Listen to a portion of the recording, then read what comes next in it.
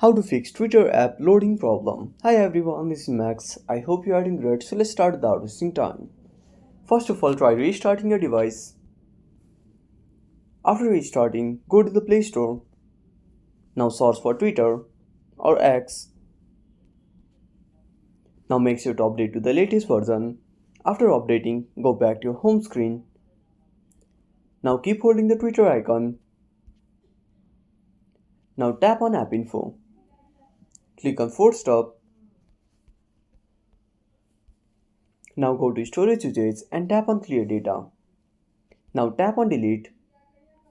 Also go to Data Usage and make sure the toggle for disable mobile data and disable Wi-Fi are turned off.